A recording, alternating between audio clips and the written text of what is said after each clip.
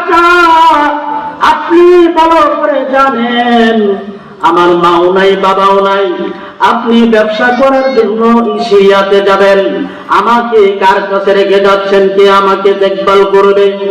এমন মন খারাপ কথা যখন বলল, চাচা আবু তালেব ডাক দিয়ে বলতেছে সাথীদেরকে, আমার এই বাতিজা আমাকে ছাড়া থাকতে পারে না, আমিও তাকে না দেখলে ভালো লাগে না।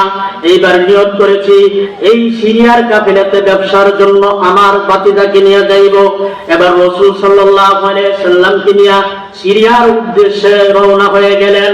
প্রতিমধ্যে বুশরার নিকটবর্তী স্থান তাইমা নামক স্থানে যাত্রা বিরত করলেন কাফেলা। ওই জায়গাটা ছিল খ্রিস্টান পল্লী। ওই জায়গার মধ্যে খ্রিস্টানদের এক বিশাল মেলা বসছে। একদিন এই খ্রিস্টান পল্লীর যে ধর্ম উপাসনের যে প্রধান পণ্ডিত, ওনার নাম বুহাইরা, উনি এই মেলার মধ্যে ঘুরে ঘুরে মানুষকে দেখতেছে, মানুষের অবস্থা দেখতেছে। হঠাৎ করে বুহাইরা লক্ষ্য করলো একজন সুন্দর বালক, তার চেহারাটা অত্যন্ত মন খারাপ। বুহাইরা চিন্তা করলো, আহারে এত সুন্দর চেহারার অধিকারী বালকটা কে, তার পরিচয় কি, আমাকে জানতে হবে।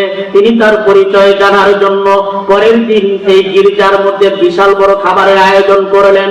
ডাক দিয়ে বললেন, ও বণিকেরা শোনো, আমার এই গির্জার মধ্যে তোমাদের মেহমানদারির ব্যবস্থা করা হবে, তোমরা কেউ যেন বাদ না থাকো, সবাই আইসা আমার মেহমানদারিতে অংশগ্রহণ করবে, তোমরা খানা খাইয়া যাইবে।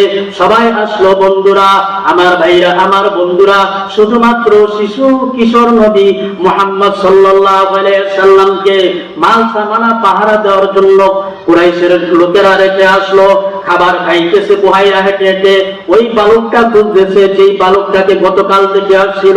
খাবার খাওয়া শেষে ডাক দিয়ে বলতেছে, ও কুরাইশ বণিকেরা, আমি তো বলছিলাম তোমাদের একটা লোক যেন বাদ না পড়ে, আমি তো দেখতেছি তোমাদের মধ্য থেকে কয়েকজন লোক মনে হয় বাদ আছে। একজন ডেকে বলল, আমাদের সকলেই আসে, শুধুমাত্র একটা বালক ব্যতীত, তাকে আমরা আমাদের মাল সামানা পাহারা দেওয়ার জন্য রেখে আসছি। বুহাইরা ডাক দিয়ে কয়, ওই বালকটাকে সাথে করে নিয়ে আসো। আসলে কুরাইশরা জানতো না যেই জামাইয়ের কারণে আজকে এই খাবার আয়োজন, সেই জামাই অনুপস্থিত। যেই মেহমানের কারণে বুহাইরা এত বড় আয়োজন করলো, সেই অনুপস্থিত। বুহাইরা ডাক দিয়ে কয়, তাকে নিয়ে আসো। এবার আনা হলো, খাওয়া দাওয়া পর্ব শেষ। হওয়ার পরে সবাই চলে গেল, শুধুমাত্র ইশারা দিল বালক মুহাম্মদকে থাকার জন্য। বালক মুহাম্মদ দাঁড়ায় রয়েছে, সাথে চাচা আবু তালেব। এইবার বুহাইরা পাদ্রী ডাক দিয়ে বলতেছে, হে বালক, তোমাকে আমি লাত উজ্জার কসম দিয়ে বলতেছি, তোমাকে আমি যা জিজ্ঞাসা করব সব সঠিক বলবা। আমার আপনার নবী দু জাহানের সরদার। ডাক দিয়ে বলে, ও বুহাইরা পাদ্রী, তুমি লাত উজ্জার কসম দিও না, আমি লাত উজ্জাকে ঘৃণা করি। যখন একটা নবীজি বললেন, বুহাইরা বুঝি বললেন এটা সাধারণ কোন বালক নয়। এবার তিনি বলতেছেন, আমি তোমাকে আল্লাহর কসম দিয়ে বলতেছি, তোমাকে যা জিজ্ঞাসা করা হবে প্রত্যেকটা প্রশ্নের উত্তর সঠিকভাবে দিবা। এবার বালক নবী ডাক দিয়া কয়, বুহাইরা পাদ্রী, এবার ঠিক আছে, তুমি প্রশ্ন করো। এবার বুহাইরা পাদ্রী বলতে লাগলো, তুমি কখন ঘুম যাও, ঘুমের মধ্যে কি স্বপ্ন দেখো, কি খাবার খাও, কিভাবে চলো, সব কিছু দেখার ফাঁকে বুহাইরা পাদ্রী রাসূলের পিঠে মোহর নবুয়তের একটা সিল ছিল, ওটাও দেখে নিল।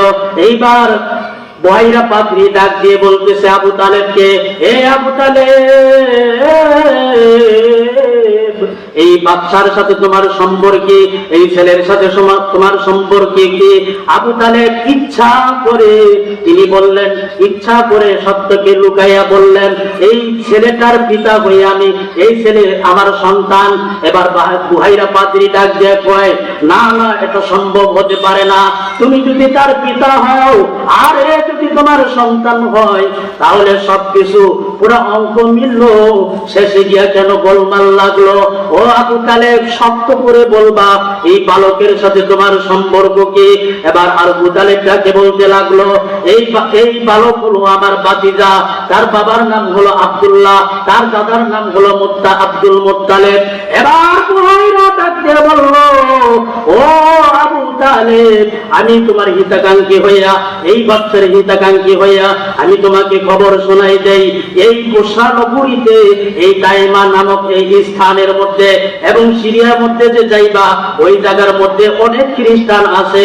এই বালকের মধ্যে আমাদের পূর্ববর্তী কিতাবের মধ্যে, তাওরাত ইনজিল কিতাবের মধ্যে আখিরি পয়গম্বরের যেই সমস্ত গুণাগুণ বর্ণনা করা হয়েছে সবগুলো গুণ তার মধ্যে আছে। ওই দিকে সিরিয়ার দিকে যদি যাও তাহলে তারা চিনে ফেলবে, ইহুদিরা চিনে এই বালককে হত্যা করে ফেলবে। আমি বুহাইরা তোমার শুভাকাঙ্ক্ষী হইয়া, হিতাকাঙ্ক্ষী হইয়া আমি পরামর্শ দিচ্ছি, আর সামনে অগ্রসর না হইয়া এখান থেকে তুমি দেশে প্রত্যাবর্তন করে চলে যাও। তোমার ভাতিজাকে তুমি যদি বাঁচাইতে চাও এখান থেকেই তুমি প্রত্যাবর্তন করো। আমার ভাইরা, আমার বন্ধুরা, চাচা আবু তালেব তাই করলেন। ব্যবসার পণ্যগুলো এই জায়গায় বিক্রয় কইরা ভাতিজাকে নিয়ে আর সিরিয়াতে না গিয়া মক্কায় চলে আসলেন। ও মুসলমান ভাই, ইহুদিরা ওই যুগের ইহুদি পণ্ডিতরা নবীকে চিনছে। আজকে আমাদের মধ্যে এরকম মুসলমানের ঘরে জন্ম নিয়া নবীকে গালিগালাজ করে, ঠিক না ঠিক? ও মুসলমান ভাই, মুসলমানের পরে জন্ম নিয়া নামের শুরুতে মুহাম্মদ লাগাইয়া নবীর শানে বেয়াদবি করে, নবীর ইজ্জতের উপর হামলা করে, এই সমস্ত লোকদেরকে হুঁশিয়ার করে দিতে চাই, তোমরা যতই নবীর শান মান নিয়া বেয়াদবি করো, কথা বলো, কোনো লাভ হবে না।